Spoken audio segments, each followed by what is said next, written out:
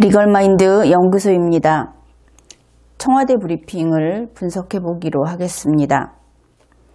한국, 미국, 일본 정상의 3자 회담에 관한 내용입니다.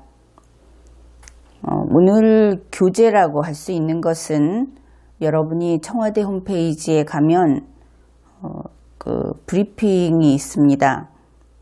9월 22일자 청와대 국민소통수석 윤영찬의 브리핑, 그것이 교재라고 하겠습니다.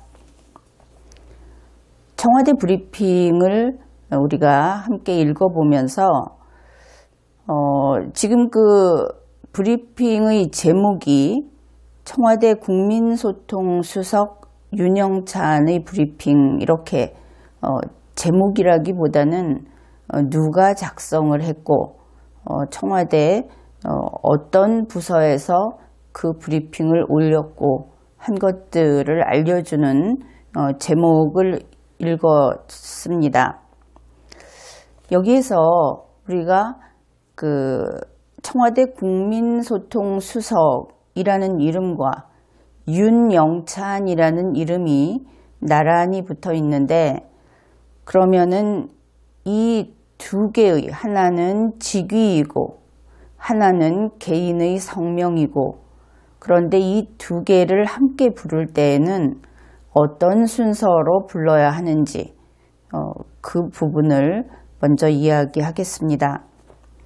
이 이야기를 하는 까닭은 국민 여러분에게 물론 언론의 자유가 있습니다. 그런데 언론의 자유가 있다고 하는 것은 자신의 사상을, 자신의 의사를 외부에 공표할 수 있는, 알릴 수 있는 자유가 있다는 뜻이죠. 그런데 근래에 문제가 되는 것은 국민들의 이러한 의사표명이 특히 특정 정치인이나 공직자, 유명인, 이런 사람들에게 집중이 되면서 그들이 명예가 훼손되었다고 주장하는 그러한 일들이 종종 있었습니다. 그래서 이 공직자에 대한 비판이나 공직자 개인에 대한 비판이나 하는 것들이 어디까지 용납이 되는 것인지, 최소한 세세한 구체적인 사항은 다루지 않겠지만 적어도 그 직위와 그 사람 개인만큼은 구분을 해야 되겠다 싶어서 그 이야기를 먼저 하려는 것입니다. 우선 직위를 표기할 때 우리가 대통령 문재인이라고 표기를 할 때가 있죠. 그리고 문재인 대통령이라고 부를 때가 있습니다.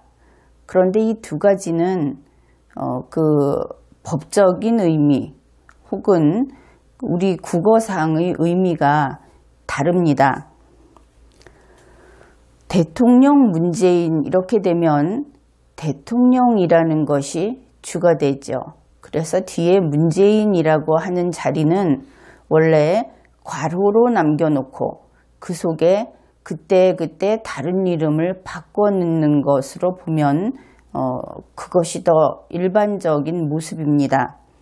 그러니까 대통령 문재인이라고 한다면 그 문서를 작성하는 그때의 대한민국 대통령이 문재인이다 하는 것을 나타내지요.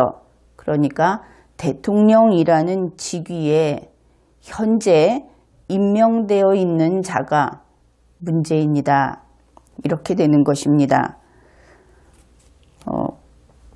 그러니까 현재 대통령의 의자로 이해하면 훨씬 더 쉬울 겁니다.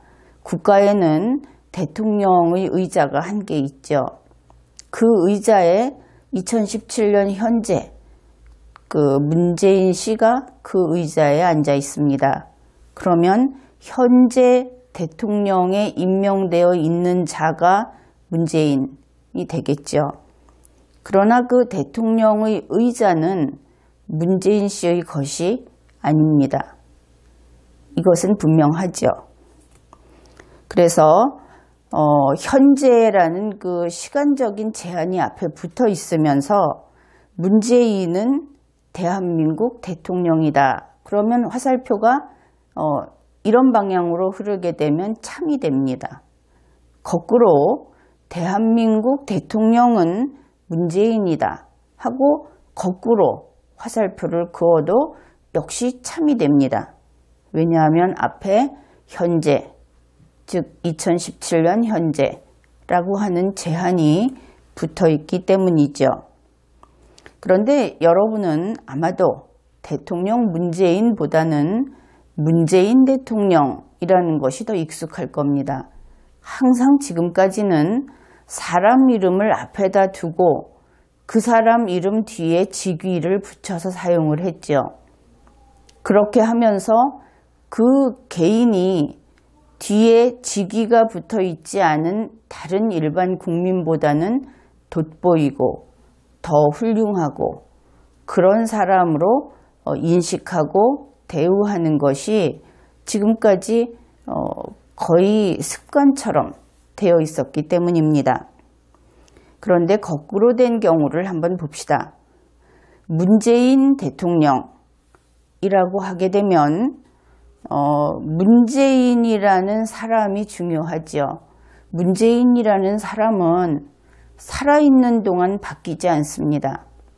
계속 문재인인 것이죠. 그런데 그 뒤에 대통령이 붙어 있습니다. 그러면 문재인은 대통령 이렇게 되는 것이죠. 다만 이 경우에 앞에 현재라고 하는 제한이 붙어 있지 않습니다. 붙여서 쓰게 되면 별 문제가 없습니다.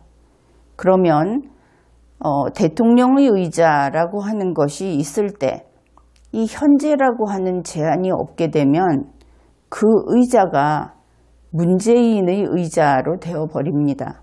즉 대통령직이 문재인의 것으로 되는 것이죠. 이렇게 되면 문재인은 대통령이고 대통령은 문재인이고 이렇게 좌우가 동일하게 등치로 연결이 됩니다. 그런데 이때 문제가 무엇이겠습니까? 현재라고 하는 제한이 없다고 그랬죠. 그러면 언제나 문재인은 대한민국 대통령이다 이렇게 되겠죠. 이것은 참이 아닙니다. 가위표.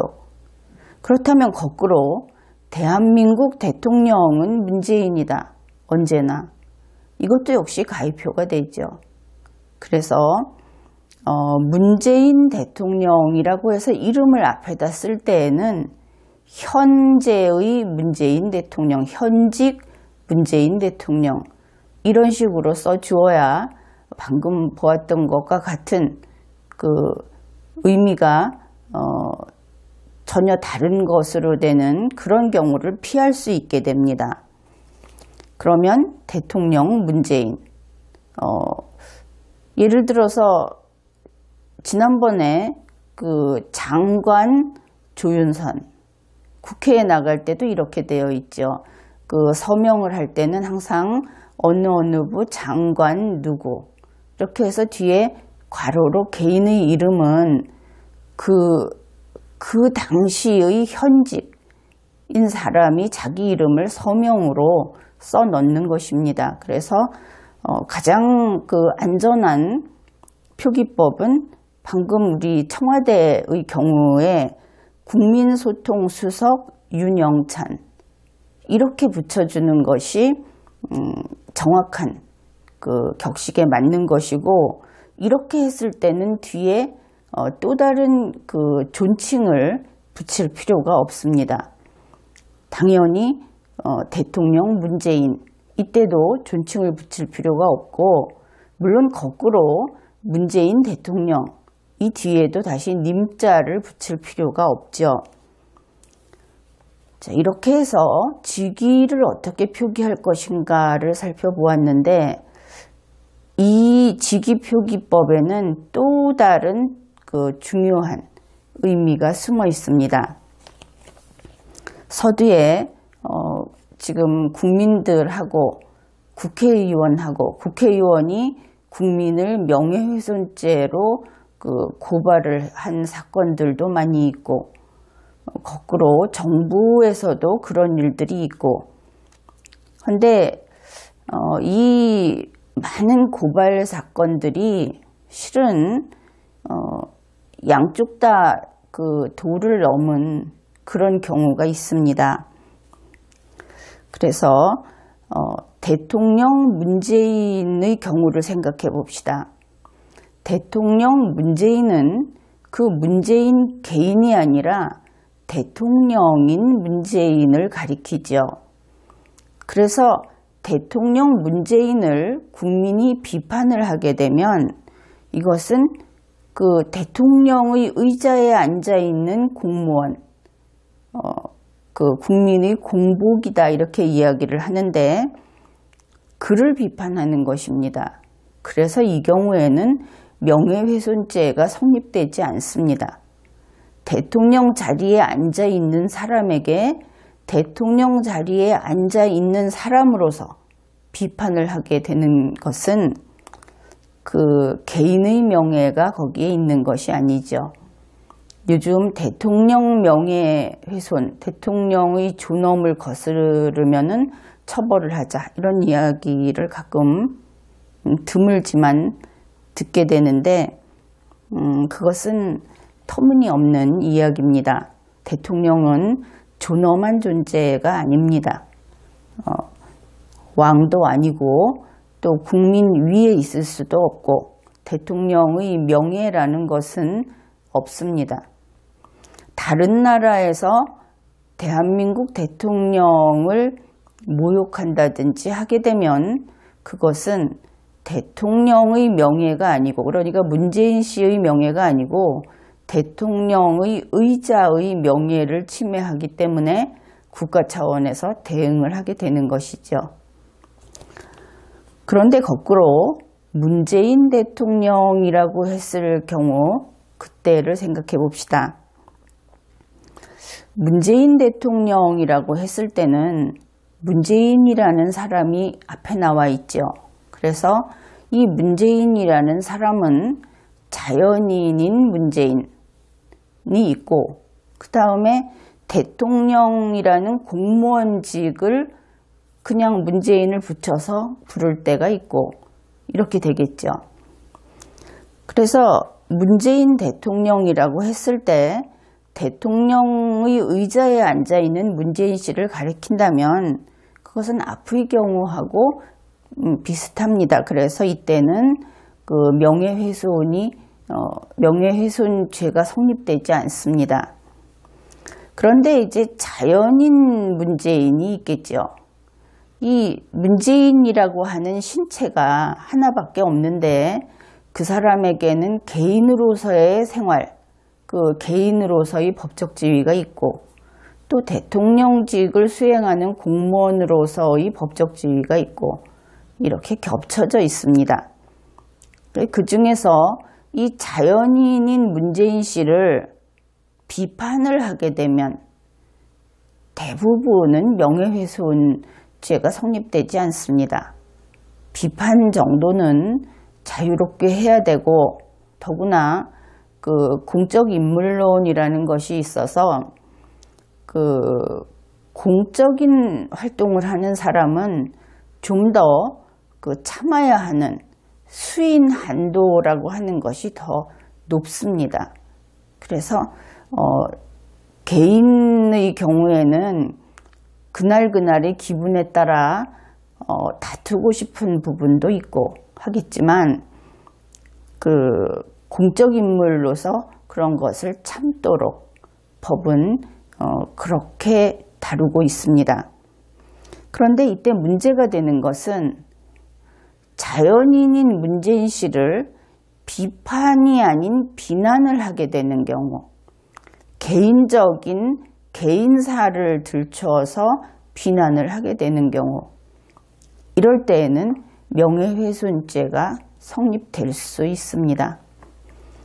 그래서 여러분들이 어떤 정치인이 마음에 안 드는 것은 실은 그가 맡은 임무를 제대로 못하기 때문에 마음에 안 드는 것이지요.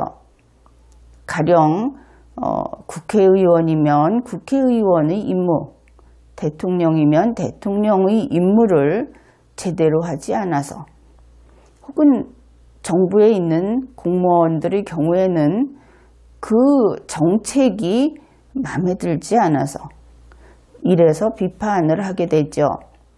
그런데 그러한 비판은 결코 그 비판이 강도가 매우 강하다고 하여도 명예를 훼손하지는 않습니다.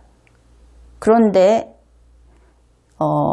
국민들 가운데에는 어떤 정치인이 그의 임무를, 결국은 국회의원도 공무원이니까 그 공무를 제대로 수행하지 못하는 것을 불만을 갖고 있다가 보니까 그 사람이 생긴 것도 싫고, 그 사람이 하는 짓도 싫고, 그 사람이 먹는 모습도 싫고, 이렇게 돼서 개인을 공격합니다. 마치 자기가 마음에 들지 않는 정치인은 같이 살기 싫다는 식으로, 그 사람한테는 어떤 가해를 해도 괜찮다는 태도로, 그런 식으로 사생활을 들춰내고 남들 앞에서 그런 것을 비난하고, 또 그 사람의 어떤 신체적인 결함이라든지 그런 것들을 퍼뜨리고, 소문을 퍼뜨리고 하면 그것이 아무리 사소한 것이라도 그때는 명예훼손이 돼버립니다. 그래서 국민들도 이 사람을 비판할 때 사람을 미워하면 안 됩니다. 이것은 장기간 교육이 필요하고 훈련이 필요한 일이기는 한데, 여러분 스스로도 이제 성숙한 국민으로서 이것을 체득해야 할 것입니다. 사람을 미워하지 마십시오. 정치적으로 아무리 입장이 반대라 하더라도, 혹은 내가 지지하는 사람과 아주 극렬하게 싸우고 있다 하더라도 그것은 실제로는 그들의 문제입니다.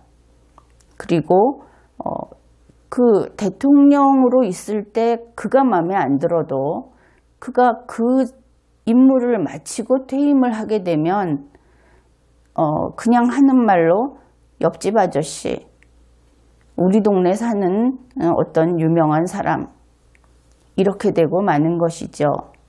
그래서 그에게 머리를 숙이지도 말고 증오하지도 말라, 이런 이야기를 해두겠습니다. 그래서 오늘 다루려고 하는 내용은, 이 브리핑을 한 사람은 국민소통수석 윤영찬, 이렇게 쓰는 것이 바른 표기법이다. 그렇게 다시 한번 확인을 해두고, 이때 윤영찬이라는 이름이 왜 들어갔는가?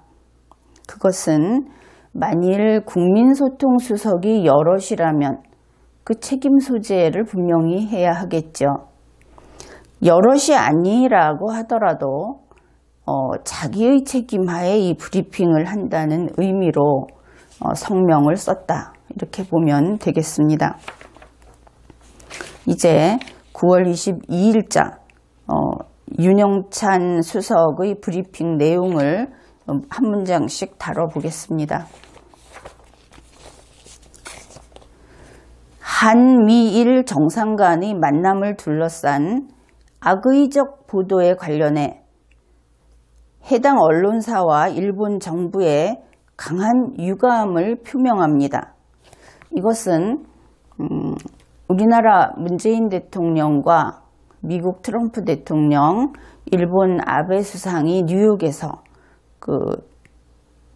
이때가 오찬 회동을 했던 것으로 알려져 있는데, 점심 식사를 하면서 이야기를 나눴던 그때의 일이 일본 언론에서 문재인 대통령에 대한 좀 저평가, 좀 낮은 평가가 있었다는 이야기가 언론에 보도됐습니다.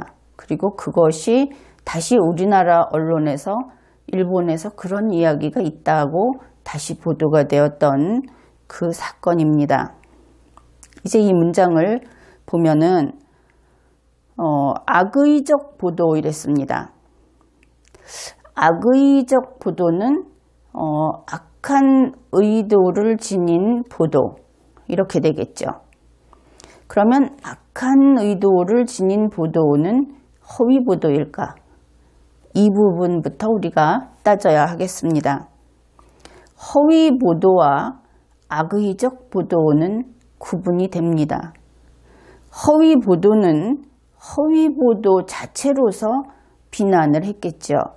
그러나 악의적 보도는 일단 무엇인가 있어야 합니다. 불이 나지 않았는데 불이 났다고 하면 허위 보도입니다. 그러나 불이 났는데 불을 일부러 질렀다고 하면 악의적 보도가 되겠죠. 그것이 거짓이라고 할 때. 그러니까 불이 났다, 화재가 발생했다 하는 사실이 일단 있어야 그 다음에 악의적 보도가 가능하겠죠. 그래서 허위 보도와 사실의 보도를 구분할 때 악의적 보도는 허위 보도가 아니라 사실의 보도 쪽에 분류가 됩니다. 단 악의적 보도는 사실을 보도할 때 악의적으로 보도하는 것이죠. 이 부분은 확실해졌죠. 그 다음에 청와대에서 그 해당 언론사와 일본 정부 양측에 강한 유감을 표명한다 그랬습니다. 해당 언론사는 물론 일본의 언론사이고 그리고 일본 정부 양측에 했다는 것입니다. 그러면은 방금 우리가 악의적 보도라는 것이 사실 보도이되 악의적으로 보도하는 것이라고 풀이를 해보았죠. 그러면 무엇을 어디에 유감 표명을 했는지가 명백해집니다. 사실 보도 부분은 일본 정부에게 유감을 표명하고 이건 뒤에서 보면 그 사실이라고 하는 것이 일본 정부 측으로부터 흘러나왔기 때문에 그렇게 되고 그 다음에 악의적 보도 부분은 당연히 언론사가 장악하고 있죠. 그래서 악의적 보도 부분은 해당 언론사에게 그 유감 표명을 했다. 이렇게 이해를 할 수 있습니다. 그러면 이 악의적 보도는 어떤 것일까? 다시 한번 보면 우리나라에서는 머니투데이 같은 신문을 보게 되면 거기에서 나오는 박근혜 전 대통령의 사진은 그렇게 예쁜 사진이 별로 없습니다. 지금까지 보면 그렇게 좀 보기 좋지는 않은 그런 사진이 항상 나옵니다. 그거를 보게 되면 이 사람은 조금 보기 좋지 않게 그런 외모인 모양이다. 이렇게 생각을 하게 되죠. 이것을 만일 박근혜 전 대통령 자신이나 그를 지지하는 사람들이 보면 사진 선택 보도에 있어서는 악의적 보도를 한다고 항의할 수 있겠죠. 가서 다투라는 이야기가 아니고 그렇게 지적할 수 있겠다. 이런 것입니다. 그런데 이 기준에서 좀 벗어나는 것이 있긴 있습니다. 요즘 현재의 대통령 제17대 제19대 보궐 대통령 문재인의 경우에는 그 사진이 어느 언론사 할 것 없이 내가 보기에는 그렇게 보기 좋은 사진이 보도되지 않습니다. 동영상을 보다 보면 좀 더 반듯하고 또 보기 좋은 모습이 있는데 그럼에도 불구하고 각 언론사에서 보도하는 사진을 보거나 청와대에서 걸어놓는 사진을 보더라도 그 인물의 가장 돋보이는 사진이 아니라 조금 해퍼 보인다고 할까요? 그러니까 항상 그 지나치게 입을 벌리고 웃으면 사람이 좀 멍청해 보이지 않습니까? 똑똑하게는 안 보이죠. 그런 사진을 사방에서 걸어 놓는다는 그 좀 특이한 경향이 있습니다. 이 경우에는 머니투데이는 악의적이고 청와대는 아니고 이렇게 얘기할 수 없는 것이죠. 이제 그 청와대 브리핑 두 번째 문장을 보겠습니다. 어제 일본의 한 신문은 일본 정부 관계자를 인용해 트럼프 대통령이 오찬 때 아베 총리에게 북한을 봉쇄하려면 힘이 필요하다. 아베 신조는 힘이 있고 문재인 대통령은 힘이 없다고 말했다고 보도했습니다. 이것이 브리핑 내용입니다. 그러니까 어제 이 브리핑을 한 것이 9월 22일이니까 9월 21일 일본의 모 신문이 일본 정부 관계자의 말을 보도했다. 이것이 핵심이죠. 그 일본 정부 관계자의 말은 트럼프가 아베에게 문재인 대통령의 얘기를 했는데 별로 좋지 않게 이야기했다. 이렇게 되겠습니다. 거기에 대해서는 아무 얘기도 없고 이렇게 소개를 했고 세 번째 문장으로 넘어갑니다. 오늘 일본의 통신과 방송은 한미일 정상회담에서 내내 지금 같은 그 오찬 모임을 이야기하고 있습니다. 한미일 정상회담에서 한국의 대북 취약계층 돕기용 800만 달러 지원 결정에 미일 정상들이, 미국과 일본의 정상들이 부정적 의견을 표한 것으로 보도됐습니다.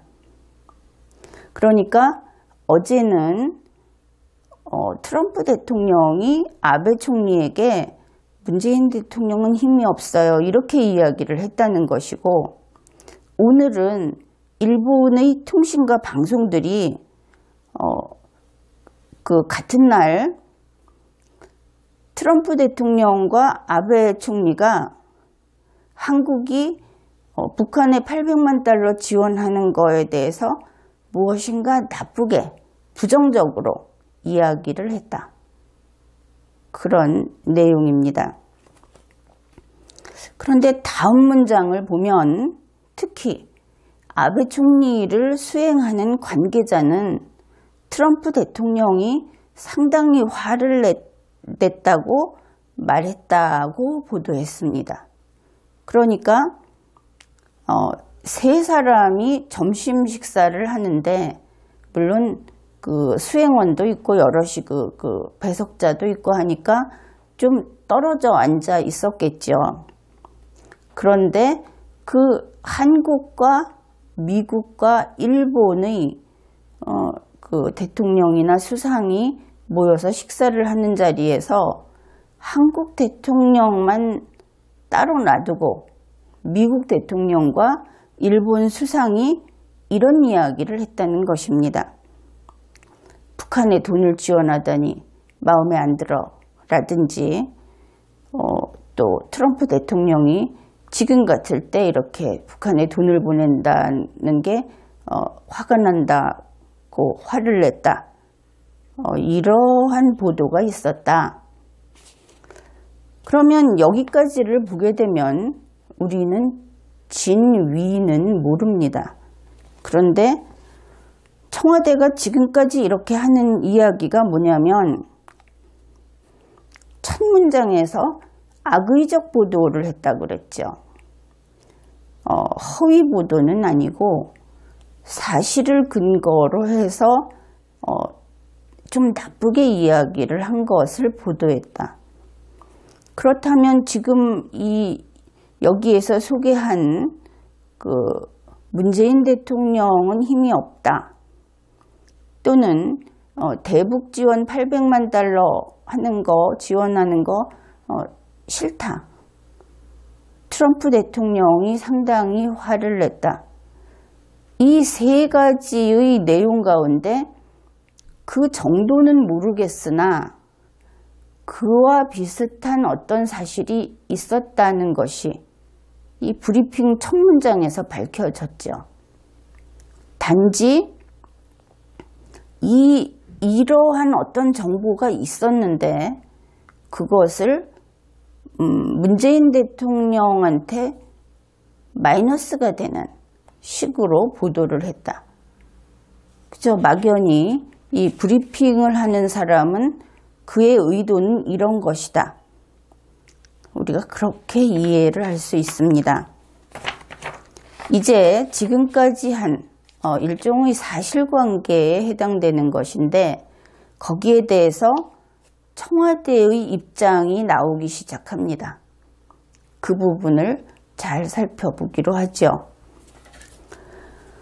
그러나 현장에 배석한 우리 관계자는 해당 보도는 전혀 사실이 아니며 의도적 왜곡이 있는 것 같다고 말했습니다.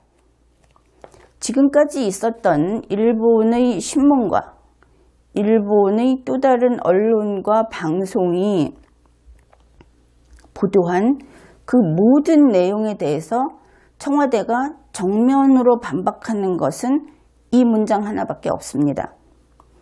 현장에 배석한 그 오찬 모임에 같이 앉아 있었던 우리 관계자는, 그러니까 이때는 청와대 관계자, 공무수행을 배석하고 있었으니까 공무수행을 하던 청와대 소속 공무원이 되겠죠. 그가 이야기를 했다는 것입니다.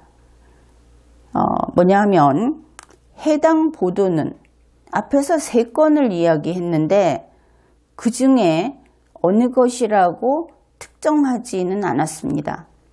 그냥 해당 보도는 전혀 사실이 아니며 이랬습니다. 우리는 이 청와대 브리핑의 첫 줄에서 그것이 허위 보도는 아니고 악의적 보도라고 밝혔던 것을 보았죠. 그런데 이 청와대 관계자는 해당 보도는 전혀 사실이 아니다. 전혀 사실이 아니면 허위여야 하겠죠. 이렇게 되면 자신들이 서두에서 주장한 그 논점을 깨뜨려 버리게 됩니다. 그러면 제일 처음에 악의적 보도가 아니고 허위 보도였다고 했어야 하겠죠. 어쨌든 이 청와대 관계자의 이야기는 전혀 사실이 아니다 이랬습니다. 허위 보도이다. 자, 그러면 이 부분만 보죠. 청와대의 공무원이면서 이 삼국 정상이 오찬 모임을 하는 자리에 배석을 해서 공무수행을 했던 그 공무원은 일본의 해당 보도가 허위 보도이다라고 했다고 청와대가 발표했습니다. 공식 브리핑으로. 이제 이 내용이 사실이 아니면 청와대가 책임져야 되는 일로 된 것이죠. 일본의 그 정부 관계자는 일본의 어떤 고위 공무원이 다니면서 이런 이야기를 했다. 여기에서 끝이 났습니다. 공무원 개인의 문제였죠. 그런데 이제는 우리나라는 청와대에서 브리핑을 하면서 다뤘기 때문에 이 문제는 청와대의 문제가 된 것입니다. 현장에 배석했던 공무원의 문제를 넘어선 것이죠. 따라서 만일 해당 보도가 허위 보도가 아니면 청와대가 법적인 책임을 져야 할 것입니다. 이것은 사기업과의 관계이니까 당연히 민사책임 쪽으로 가겠죠. 일단은.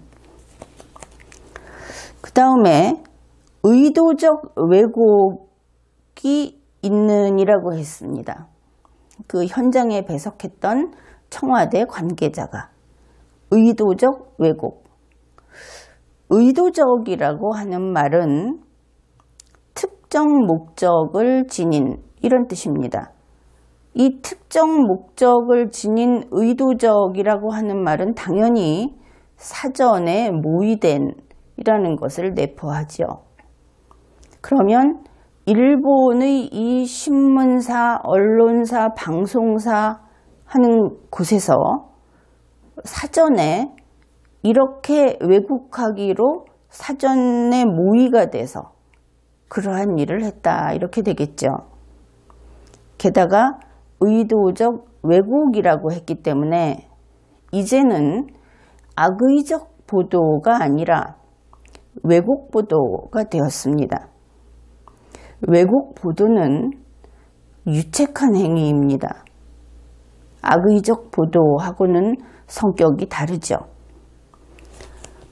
그래서 이 해당 보도가 의도적으로 왜곡을 한 보도라고 한다면 이 일본에서 해당 보도를 한 자, 그리고 그 해당 보도를 한 기관은 법적 책임을 져야 합니다.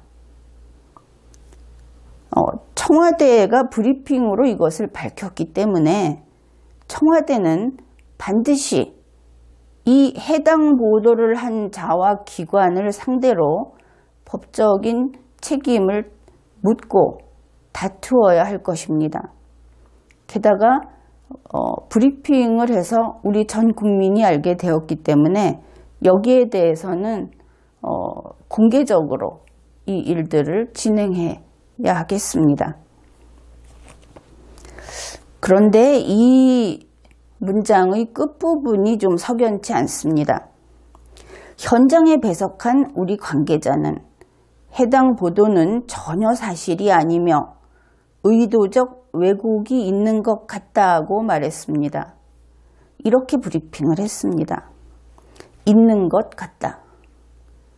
그러면 여태까지 했던 그 단호한 이야기들이 그런 것 같다. 무엇이라고 하더라의 수준으로 추락해버리죠. 현장에 배석해서 공무수행을 했던 청와대 공무원이 그런 것 같더라. 이 정도의 이야기를 한 것을 가지고 청와대가 브리핑을 했다. 거기다가 이렇게 되면 그런 것 같더라라는 이런 단순한 추측이라고 한다면 방금 우리가 이렇게 세세히 살펴본 이 문장 앞에서 일본에서 나온 세 건의 그 세 종류의 그 보도에 대해서 반박하는 가장 힘 있는 한 개의 문장은 반박 근거를 인정할 수 없게 되죠. 이것은 청와대의 반박 근거로 될 수 없습니다. 그런 것 같더라. 이렇게 가게 되면. 그래서 청와대가 우리는 정말 그 일본 보도에 대항할 수 있는 어떤 키를 잡았나 보다 하고 생각을 했는데 단지 추측이라고 하니까 이것은 그들과 다퉈서 우리가 이기기는 어려울 것 같습니다. 그렇더라도 허위 보도라고 한 부분에 대해서는 약점을 잡히고 말았죠. 그 다음 문장입니다. 정상 간의 만남에서 대화 내용은 공식 브리핑 외에 언급하지 않는 것이 외교적 관례입니다. 옳은 이야기입니다. 공식 브리핑 이외에는 이러쿵저러쿵 하지 않는 것이 점잖은 처신이죠. 그러나 우리 모두가 알고 있다시피 미국의 트럼프나 일본의 아베가 그렇게 품이 있는 인물은 아니지 않습니까? 트럼프 대통령은 트위터에 자기가 하고 싶은 말, 마음에 안 드는 것들을 있는 대로 쏟아붓는 그런 인물입니다. 아베 역시 마찬가지이죠. 일본의 언론 가운데 아베의 가려운 곳을 긁어주듯이 가끔씩은 쓸데없는 그 정보를 흘려놨다가 걷어들이고 하는 언론 보도도 실은 적지 않다고 하겠습니다. 그래서 이러한 것이 외교 관례를 깨뜨린 것이다 하고 유감을 표시하는 것은 할 수 있는 일이죠. 이제 그 다음 문장을 보겠습니다. 또 제3국에 대해 언급하는 것은 그 자체로 결례입니다. 여러분은 이 문장이 어떤 상황인지 상상이 되십니까? 트럼프와 아베에게 제3국에 대해 이야기하는 것은 결례다. 자기네들 둘이서 전화통화를 했다든지 둘이서 만났다든지 했을 때 결례라고 얘기를 해도 물론 품이 있는 사람들 사이에서는 틀린 말은 아닙니다. 그런데 이때의 상황은 좀 다르죠. 처음에 이야기했듯이 오찬회동, 그 오찬을 하면서 하는 그 정상회담이라고 할 수 있는데, 그러면 어쨌든 한 공간 안에서 이 세 사람이 있고 그 이외의 사람들이 더 많이 있는, 그리고 식사를 하면서 대화도 하는 그러한 그 상황이었다는 것입니다. 그런데 제3국을 언급했다. 이것은 셋이 앉아있는 자리에서 둘이 다른 한 명을 두고 쑥덕거리고 이야기를 했다는 것입니다. 사실상 면전에서. 우리가 흔히 이런 이야기를 하죠. 그 직장인들이 모여서 이야기를 하다가 같이 이야기를 하다 보면 불만도 털어놓고 남의 흠담도 하고 그러다가 화장실 가는 것도 꺼린다 하는 이야기가 있습니다. 같이 모여서 남의 흠을 이야기하는 사람은 바로 나의 흠을 이야기할 수 있는 사람이기도 하니까요. 그래서 같이 제3자를 열심히 흉보고 그의 나쁜 점을 이야기하고 하다가 그 중에 한 명이 화장실을 간다고 일어나서 등을 보이게 되면 그 사람이 멀어지기도 전에 가장 먼저 도마 위에 올려진다 하는 이야기가 있습니다. 그런데 청와대 브리핑을 봤을 때 오찬 중이었기 때문에 문재인 대통령은 등을 돌리기도 전에 그야말로 얼굴만, 시선만 다른 곳으로 향하면 바로 그 순간에 도마 위에 올려졌었다 하는 것을 알 수 있습니다. 만일 청와대의 말처럼 결례를 했다면 말입니다. 그 다음 문장을 보겠습니다. 그런데도 사실과도 동떨어진 내용이 일본 정부 소식통을 인용해 계속 보도되고 있는 것에 대해 강한 유감을 표명하며 이 같은 상황이 되풀이되지 않기를 바랍니다. 여기에서 사실과 동떨어진 내용 부분을 검토해 보죠. 사실과 동떨어진 내용은 사실이 아닌 내용은 아닙니다. 그렇겠죠. 사실과 동떨어진 내용은 어떤 사실이 있습니다. 그리고 그 사실로부터 좀 떨어져 있는 내용이다. 이렇게 보면 되겠습니다. 결국 사실과 동떨어진 내용은 사실과 일정한 관계를 맺고 있는 내용이라는 것은 분명하지요. 그러면 그 사실에 근거를 한, 사실이 탄탄하게 뒷받쳐 준다는 의미의 근거가 아니라 사실에 줄이 다 있는 그러한 내용이 일본의 정부 소식통을 인용해서, 그러니까 일본의 정부 소식통이 그런 이야기를 흘린다는 것입니다. 그것을 계속 보도하고 있는 것, 그것에 대해서 우리 청와대는 강하게 유감이다 이렇게 이야기를 하고, 또 이런 일이 계속되지 않기 바란다 그렇게 이야기를 한 것인데, 이 부분을 좀 더 선명하게 우리가 다루어 보기로 하죠. 빨간색이 있습니다. 그 빨간색을 우리가 사실이라고 합시다.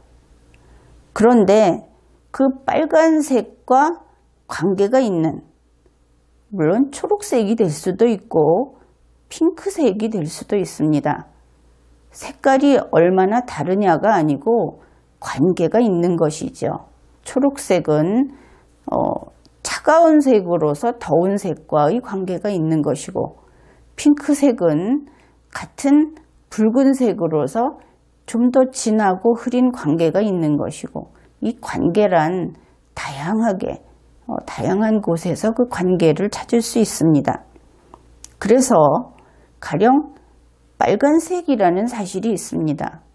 그런데 핑크색이라고 하는 사실과 동떨어진 사실이 있습니다. 두 가지를 기억을 하십시오. 그러면 이번에는 이 사실과 동떨어진 핑크색을 일본 정부 소식통이 밖에다 흘립니다. 그것을 받아서 일본 언론이 보도를 하는 것이죠. 이번에는 청와대의 주장을 그대로 본다면 일본 언론이 악의적으로 보도를 하는 것입니다. 그러나 이 속에서 우리는 그 사실에 연결되어 있는 끈을 분명히 찾아낼 수 있습니다. 여러분이 논리적이고 현명하다면 분명히 찾을 수 있습니다. 이러한 것이 계속된다 하는 것이 청와대의 그 불평이죠. 그러면 이 상황이 어떤 것이냐, 그 부분을 다루어 봅시다. 일본 언론이 악의적으로 보도를 합니다. 우리는 그 보도를 보면서 비논리적인 것, 비현실적인 것, 기타 보조적인 모든 정보를 바탕으로 그것을 추려내서 뼈만 발려내면 거기에서 일본 정부 소식통으로부터 나온 핑크색을 찾아낼 수 있습니다. 역으로. 그 다음에 일본 정부 소식통으로부터 나온 핑크색을 찾게 되면 또다시 어떤 전문적인 정보와 논리적인 추론을 통해서 우리는 빨간색에까지 도달할 수 있습니다. 사실을 찾아낼 수 있는 것이죠. 이러한 추적이 가능합니다. 사실은 언론이 보도를 제대로 못하고 혹은 정부가 개입해서 보도를 좀 다른 방향으로 틀어놓더라도 결국은 원래 있던 사실에 이어져 있는 줄은 유능한 사람이라면 찾아내게 마련입니다.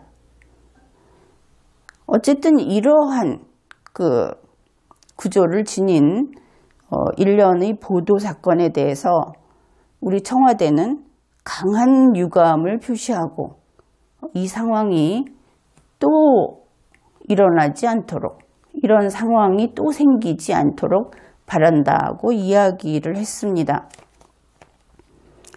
다음 문장입니다.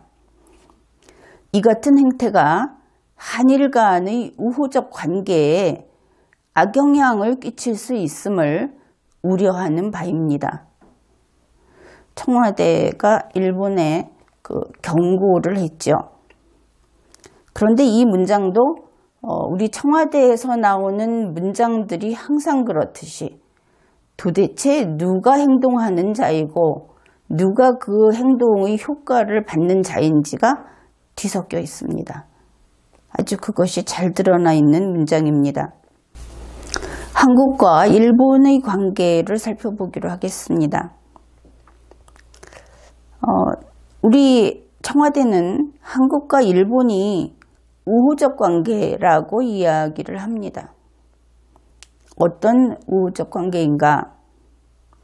현재 우리 정부는 과거 일본과 맺은 위안부 협상 이것을 무효로 하겠다고 하고 있습니다. 한 번 맺은 계약이죠. 개인의 관계라고 하면 계약인데 이 약속, 계약을 되돌리겠다는 것이죠. 이것은 스스로 자신의 신뢰를 무너뜨리는 행위입니다. 국가 간에 이러한 일이 생기면 그 관계는 결코 우호적이 될 수 없죠. 그 다음에 북한이 일본 쪽으로 미사일 발사를 했습니다. 그리고 종종 일본을 위협을 하고 있죠. 그런데 미사일 발사를 한 당일 한국은 북한에 800만 달러를 지원하겠다는 결정을 하고 그것을 공개했습니다. 이 800만 달러 지원 결정은 계속 논란이 되고 있습니다. 한국과 일본의 우호관계는 이런 우호관계입니다. 그런데 청와대는 일본에게 지금까지 지적한 바와 같은 그런 보도를 계속한다면 이런 우호관계에 악영향을 끼칠 수 있다고 했습니다. 즉, 지금까지 이야기했던 내가 강하게 유감을 느끼는 일들, 또 그러한 상황이 다시 발생하지 않기를 바라는 그런 내 마음, 그런 청와대의 마음을 몰라주면 그러면 지금까지의 그 우호관계라고 해야 할지 모르겠지만 어쨌든 이런 우호관계에 악영향을 끼칠 수 있다. 이렇게 이야기한 것이죠. 그런데 이 말도 참 묘한 것이 내 마음을 몰라주면 우리 청와대가 기분 나빠질 수 있다. 이런 것입니다. 우리가 기분 나빠지면 그 후에 우리의 우호관계에 악영향을 끼칠 수 있다. 이렇게 되면 그나마 어렵게 한글 문장이 이어져 갑니다. 그런데 끝에 이렇게 이야기를 합니다. 악영향을 끼칠 수 있음을 우려하는 바입니다. 이 우려한다는 것은 나는 걱정한다 이런 뜻이죠. 내가 기분 나빠질 수 있을까 봐 그래서 내가 걱정한다. 그런데 이 말이 어린아이가 쓰는 말로도 이상하지만 우리 청와대에서는 이런 말이 아주 빈번하게 나와서 전혀 이상하지 않습니다. 청와대 브리핑을 찾아보면 이런 식의 그 어법이 종종 있는 것이죠. 내가 기분 나빠질까 봐 내가 우려한다. 여러분은 어떻게 생각하십니까? 내가 기분이 나빠지는 것은 내가 다스려야 하는 것이죠. 내가 기분 나빠지는 것을 내가 우려하면 나는 나의 주인도 아닌 것입니까? 청와대는 지금 이러한 심적 상태가 진심일지도 모르겠습니다. 워낙 반복이 되고 있기 때문에 그렇게 보이는 것이죠. 다음 문장을 보겠습니다. 외국 언론 보도를 확인도 하지 않고 받아쓴 국내 언론에도 마찬가지로 유감을 표명합니다. 이제는 일본에 대한 비판이 끝나고 국내 언론에게 유감 표명을 하는 내용입니다. 여기에서 외국 언론 보도를 확인도 하지 않고 받아 쓴 국내 언론, 이렇게 이야기를 하고 있습니다. 그런데 외국 언론 보도는 언론 보도이죠. 여기에서는 일본 언론 보도를 가리킵니다. 일본은 문화적으로도 상위권 국가이고 일본의 언론 보도가 신뢰성이 있는 것은 인정을 할 겁니다. 그러니까 그 일본 언론이 보도한 내용이 사실인지 아닌지 하는 것은 일본 언론이 책임을 져야 하겠죠.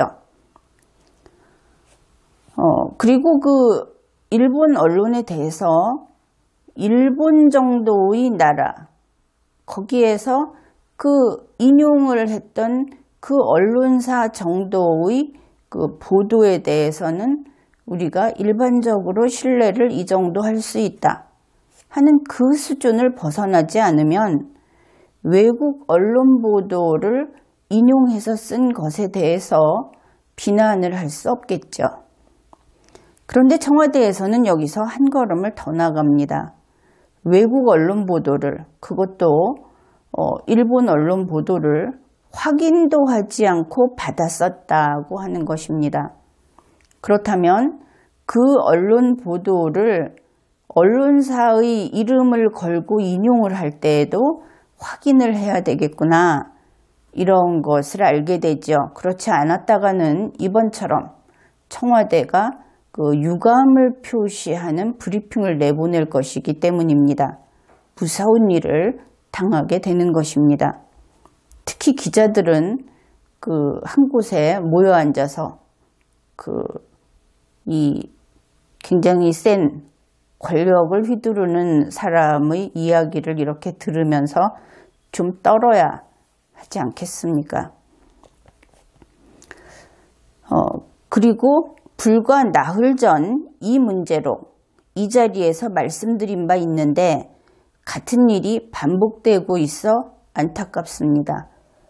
그러니까 또 했어, 내가 하지 말라고 했는데, 이런 이야기입니다. 자, 이 두 개의 문장을 가지고 다시 우리가 살펴보기로 하죠. 청와대 브리핑에 나타난 이 두 개의 문장, 이것은 국민소통 수석 윤영찬의 말이죠. 윤영찬의 책임 하에 나온 브리핑입니다. 국내 언론은 일본 언론이 일본 정부 관계자의 말을 인용해서 보도했습니다. 그런데 국민소통 수석 윤영찬은 이렇게 인용 보도하면 안 된다고 이야기합니다. 그러면 어떻게 해야 하느냐? 일본 정부 관계자의 말을 인용한 일본 언론의 보도가 나오게 되면 그것이 사실인지를 확인을 한 다음에 일본 언론은 이렇게 보도했다고 인용 보도를 하라. 그것이 국민소통수석 윤영찬의 주장입니다. 그렇다면 어디에서 사실인지 확인을 해야 하는 것일까요? 일본 언론 보도를 믿고 받았으면 안 됩니다. 그렇다면 이 확인은 일본 정부 관계자에게 확인을 해야 하겠죠. 그렇다면 국내 언론이 일본 정부 관계자에게 일본 언론에 나온 내용이 사실인지를 확인한 다음에 인용 보도를 하라는 것입니다. 그런데 이 경우에는 인용이 아니겠죠. 이미 취재가 될 것입니다. 그러면 결국 다른 언론사의, 다른 나라 언론을 인용 보도하는 것 자체를 금지하는 것입니다. 인용은 안 되고 직접 취재만 된다. 그렇다면 이 경우에는 청와대가 그 사실을 확인해 주는 역할까지 맡겠다는 것인지, 그러면 청와대가 통신사가 되는 것이겠죠. 사실을 확인한 다음에 언론사에게 퍼뜨려주는 역할을 해야 할 테니까. 그러면 대한민국으로 들어오는 다른 나라의 언론은 청와대에서 나오게 되는 것일까요?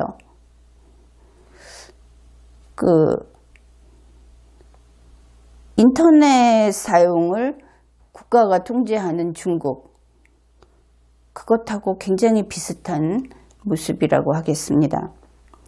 여기에서는 시사하는 바가 또 있습니다. 외신만이 아니죠. 국민소통수석 윤영찬이 그 외국의 유수의 언론이 외국 정부 관계자의 말을 인용을 했을 때도 확인한 다음에 보도해라. 아주 바람직한 이야기를 했습니다. 원론적인 이야기죠. 우리나라 정부에서 나오는 소식은 기자들이 춘추관에 앉아 있다가 정부가 떠먹여 주는 것만 받아먹는 뉴스다. 아주 유명하게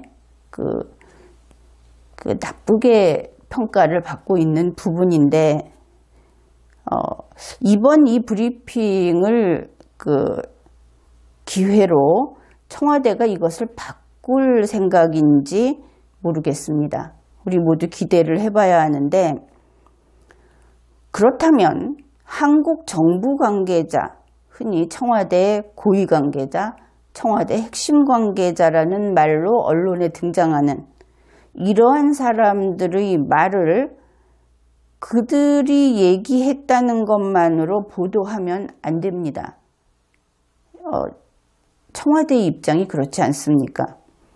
기자들은 이제 이런 사람들이 어떤 발표를 하면 반드시 사실을 확인하고 직접 취재한 다음에 보도해야 하겠습니다. 인용 보도는 안 되는 것이죠.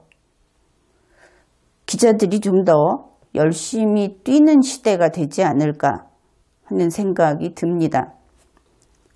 청와대 브리핑이 나오더라도 그것을 토대로 각 부처를 일일이 돌아다니면서 다 물어보고 확인하고 그리고 뉴스 보도를 해야 하는 것이죠.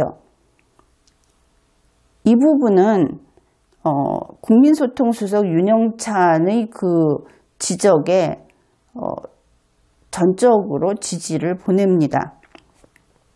살아있는 뉴스가 나오게 될 테니 말입니다. 청와대 브리핑의 마지막 문장입니다. 오보는, 그러니까 이 오라는 것은 오자 이렇게 할 때 틀렸다는 뜻입니다. 오보는 받아 써도 오보입니다. 윤영찬 국민소통 수석의 브리핑 마지막 문장입니다. 그런데 이것이 사실일까? 그것을 다루어 보죠. 일본 언론이 어제 보도를 했습니다. 일본 언론이 오늘도 보도를 했습니다. 이 보도는 이 상태에서 일반적인 수준의 신뢰를 받는 보도입니다. 그것을 보고 한국 언론이 인용 보도를 했습니다. 그래서 한국 언론은 어제 인용 보도를 했고 오늘도 인용 보도를 했습니다. 여기까지 한국 언론은 엄연히 사실 보도를 한 것이죠. 일반적 신뢰 수준의 외국 언론 보도를 인용해서 보도했기 때문입니다. 그 정도의 신뢰를 받아야 하는 것이죠. 그런데 오늘 인용 보도가 나온 이후에 이렇게 보죠. 청와대에서 유감 표명용의 브리핑이 나왔습니다. 그 뒤에 이렇게 되는 것이죠. 그런데 청와대에서 유감을 표명하는 브리핑이 나왔다고 해서 일본의 어제 언론 보도, 일본의 오늘 언론 보도가 오보로 되는 것은 아닙니다. 왜냐하면 정상회담은 대외적으로 비공개라고 청와대가 밝혔습니다. 바로 그 정상회담 장면을 열어서 보지 않는 한은 누가 옳은지를 확인할 길이 없는 상태인 것이죠. 그래서 이제 이렇게 생각을 해봅시다. 오늘 브리핑이 나왔습니다. 청와대 브리핑이. 그런데 내일 사실 여부가 확인되는 것으로 생각해 두지요. 지금까지는 확인되지 않았으니까. 그 사실 여부 확인은 트럼프 대통령, 아베 총리, 문재인 대통령, 특히 트럼프 대통령과 아베 총리가 그런 이야기를 했다 안 했다 하고 밝혀주면 되는 것입니다. 또는 미국 정부와 일본 정부가 확인해주면 되는 것이지요. 세 번째로 이 문제의 보도를 한 일본 언론이 그것은 허위 보도였다, 아니면 오보였다 하면서 공개적으로 이 사실을 확인해주면 됩니다. 그러면 이러한 사실 확인이 있게 되면 청와대의 브리핑은 이유 있는 것으로 되고, 청와대가 지적한 일본의 그 언론 보도는 오보로 됩니다. 그런데 언제 되느냐? 내일 됩니다. 그렇죠? 사실 확인은 내일 된다고 했으니까. 그러면 내일 사실 확인이 됨으로써 청와대의 브리핑이 이유 있고 일본의 언론 보도가 오보로 되더라도 그것은 내일 오보로 됩니다. 어제의 보도를 인용한 것은 오보를 인용한 것이 아닙니다. 오늘의 보도를 인용한 것도 오보를 인용한 것이 아닙니다. 따라서 청와대가 오보를 받았어도, 즉 오보를 인용해도 오보입니다라고 하는 이야기는 오늘 할 수 없습니다. 내일 해야 합니다. 그런데 브리핑은 오늘 나왔습니다. 그러면 오늘 하는 청와대 브리핑이 내일 알게 될 사실을 근거로 자신이 옳다고 주장할 수 없겠죠. 이해가 되셨습니까? 자, 청와대는 스스로 빠져나올 수 없는 회오리 속에 갇혀 있습니다. 이러한 문제를 해결할 수 있죠. 청와대 스타일로 해결할 수 있습니다. 청와대는 이번 사건 같으면 일본 정부 소식통, 일본 언론, 또 아쉬우면 국내 언론하고 사전조율을 하면 될 것입니다. 사전조율 잘하지 않습니까? 결국 청와대 수석 윤영찬의 브리핑은 한국 언론을 근거 없이 비난한 것이 되어버렸습니다. 왜냐하면 9월 22일자 브리핑인데 최소한 지금까지 우리가 지금 이 이야기를 나눈 이 순간까지 트럼프 대통령과 아베 수상은 자기들이 그런 이야기를 했다고 밝히지 않았습니다. 그러니 아직 사실이 확인이 되지 않은 것이고, 청와대는 한국 언론을 근거 없이 비난한 것이죠. 이번 일은 한국 언론이 비난받을 내용도 아니었고 비난받을 일도 아니었습니다. 현재 우리의 청와대는 습관적으로 한국 언론을 비난하는 버릇이 있습니다. 그것이 우리 국민들 눈에 계속 잡히고 있는 것이죠. 바로 청와대 스스로 청와대 프레임에 갇혀 있는 것입니다.